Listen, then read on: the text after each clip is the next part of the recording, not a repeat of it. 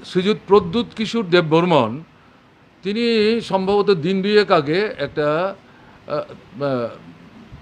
Social মিডিয়াতে তিনি কিছু কথা বলছিলেন এবং সেই কথাতে যেটা দেখলাম আমাকে মেনশন করে কা নিয়ে আপনি কি করেছেন, এখানে যে গুলি চললো তাতে তো আপনাদের কোনো ভূমিকা নাই, এই সমস্ত বিষয় টিষয় বলার চেষ্টা করেছেন।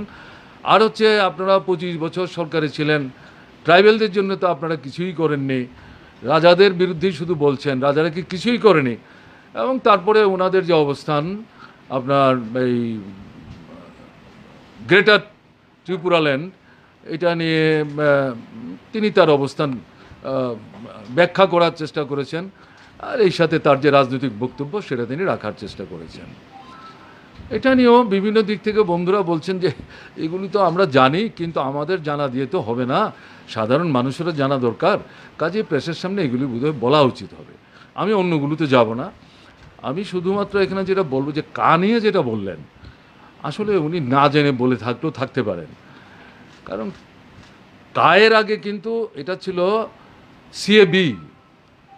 কেমন সিএবি যখন মানে এটা বিলটা যখন আসলো তখন থেকেই আমরা লেফট, পার্টিকুলারলি মার্ক্সবাদী কমিউনিস্ট পার্টি পার্লামেন্টের ভেতরে, রাজ্যসভার ভেতরে এবং বাইরে আমরা এটার বিরোধিতা করেছি। তারপরে যখন আইনটা তৈরি হলো সারা দেশে তার বিরোধিতা আমরা করি, আন্দোলনে আমরা অংশগ্রহণ করি, ত্রিপুরাতেও এটা হয়েছে এবং নানা ধরনের কর্মসূচি আমাদের তরফ থেকে নেওয়া হয়েছে, এটা বিস্তৃত যাওয়ার দরকার নেই, আপনারা এগুলি ক্যারি করেছেন। তারপরে এখানে আমাদের এডিসি এলাকাতে বোধহয় বন্ধ ডেকেছিল, এটার বিরুদ্ধে আমরা এই বন্ধের বিরোধিতা করিনি, কিন্তু বন্ধে আমরা অংশগ্রহণ করিনি। তো এটাকে ভিত্তি করে ন্যাশনাল হাইওয়ে যেখান থেকে এডিসির দিকে হেডকোয়ার্টারে যেতে হয় সেখানে মানে পুলিশ তাদের উপর আক্রমণ করেন, যারা রাস্তায় বসেছিলেন, গুলিগালা চালায়, বেশ কয়েকজন আহত হয়। খবর পেয়ে তাদের যখন হাসপাতালে নিয়ে আসে আমরাই প্রথম রাশ করি, তাদের সঙ্গে কথাবার্তা বলি, বিষয়গুলো জানার চেষ্টা করি এবং তারা সবটাই বলেন যে আমরা তো বসেছিলাম।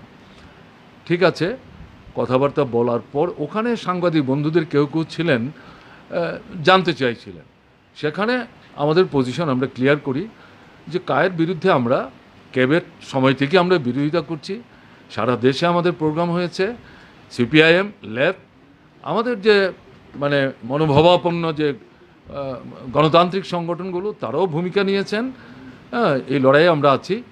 আমরা ঠিক আছে, আমরা এই বন্ধে ছিলাম না, কিন্তু তারা বন্ধ রেখেছে, এটা গণতান্ত্রিক অধিকার তো আছেই। বন্ধকে মোকাবেলা করার জন্য গুলি চালাতে হবে কেন, আর এভাবে এতগুলো লোক আহত হলো, এটার কি প্রয়োজন ছিল? এবং এটা নিয়ে তো মানে প্রতিক্রিয়া, আমাদেরও প্রতিক্রিয়া আছে, কাজে অবিলম্বে তদন্ত করা দরকার, কারা এর জন্য দায়ী, কেন গুলি চালালো, তাদের বিরুদ্ধে ব্যবস্থা গ্রহণ করা দরকার। আমরা এটাকে সমর্থন করি না, আমরা এটার বিরুদ্ধে কথা বলছি, সেটা ওখানেই হাসপাতালে দাঁড়িয়ে কথাবার্তা বলে আসি। এসে পরদিনই আমরা ওখানে যেতে চাইছিলাম অন দি স্পট, তখন আমার অফিস থেকে ডিজির কাছে একটা চিঠি দেওয়া হয় যে আমরা এখানটা যেতে চাই। তখন ডিজি ছিলেন মিস্টার শুক্লা, যিনি আমাদের সময়ে ডিজি ছিলেন। তিনি অনুরোধ করলেন যে পরিস্থিতিটা তো এখন একটু টেনশন আছে, এই মুহূর্তে আপনি না গেলে ভালো হয়, আপনাকে অনুরোধ করছি কাইন্ডলি আমাদের সহযোগিতা করুন, যাওয়ার মতো যখন সিচুয়েশনটা হবে আমরা জানাবো। পুলিশ অনুরোধ করছে, কাজে আমরা এই জায়গায় গিয়ে তো অতিরিক্ত একটা কিছু বের করে আনতে পারবো না, তাতে আমরা কথাবার্তা বলে ঠিক করলাম যে অল রাইট, পুলিশের রিকোয়েস্ট ডিজির তরফ থেকে, তার অফিস থেকে এসছে, অল রাইট, আমরা তখন আর যাওয়াটা স্থগিত রাখলাম। কয়েকদিন যাওয়ার পর আমাদের ধারণা ছিল হয়তো পুলিশের তরফ থেকে কিছু জানাবে, কিন্তু তারা কিছু জানায়নি। তারপর আমরা পুলিশকে আবার জানিয়ে আমরা সেখানে যাই। আমাদের বিধায়কদের কেউ কেউ ছিলেন, আমাদের বিশেষ করে তখন এডিসি বামপন্থীরা চালাচ্ছেন, চিফ এক্সিকিউটিভ মেম্বার তিনি ছিলেন, আমাদের একটা বেশ মোটামুটি একটা ডেলিগেশন, আমরা স্পটে যাই, এখান থেকে ইঞ্জিনিয়ারিং কলেজের দিকে যাই, তারপরে গ্রামের ভেতরে আমরা যাই, যে যে বাড়িগুলির উপর আক্রমণ হয়েছে, ঘরের উপর আক্রমণ হয়েছে, বাড়ির লোকজনের সঙ্গে আমরা কথাবার্তা বলে টলে সেখান থেকে আমরা ফিরে আসি। কাজে এই যে কথাবার্তাগুলো যেগুলো বলার চেষ্টা করেছে, এগুলো আসলে বাস্তবের সাথে তথ্যের সাথে তার কোনো মিল নাই। এটা আমি জানি না, তাকে যদি কেউ ব্রিফ করে থাকেন, ওই সময় যদি তিনি ত্রিপুরায় না থেকে থাকেন, হয়তো তাকে রংলি ব্রিফ করেছে। আর যদি জেনেও তিনি এটা করে থাকেন, তাহলে তো এটা করা সঠিক না, এটা সত্যের অপলাপ। কাজে এই কারণে বিষয়টা যাতে মানুষ জানতে পারে, তার জন্য আমি আরেকবার এখানে বললাম।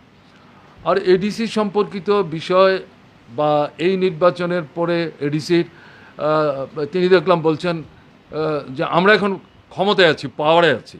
যাই হোক, এই বিষয় সম্পর্কে আমি কিছু বলতে চাইছি না। তা আমার মনে হয় ভালো হবে যে ট্রাইবেলদের জন্য আমাদের কিছুই ভূমিকা নাই। এ তো আমাদের মধ্যে সবচেয়ে ভালো এখন যারা জীবিত আছেন নেতৃত্ব, ট্রাইবেলদের মধ্যে মানে অ্যাকসেপ্টেড লিডারদের মধ্যে অন্যতম কমরেড অঘোর দেববর্মা, তিনি আছেন। তার মুখ থেকে আপনারা শুনবেন। আর এডিসি সম্পর্কিত বিষয়ে যে সমস্ত কথাবার্তা, এটা রাধাচরণ দেববর্মা, যদিও তিনি এখন এডিসির কেউ না, কিন্তু একটা দীর্ঘ সময় ওখানে কাজ করেছেন, তার অভিজ্ঞতা, বিশেষ করে এই যে নূতন সরকারটা আসার পর তারা যখন দায়িত্বে ছিলেন, এই অভিজ্ঞতাগুলি তাদের কাছে শুনবেন। আমি এখন অঘোর বাবুকে অনুরোধ করব তিনি যাতে বলেন।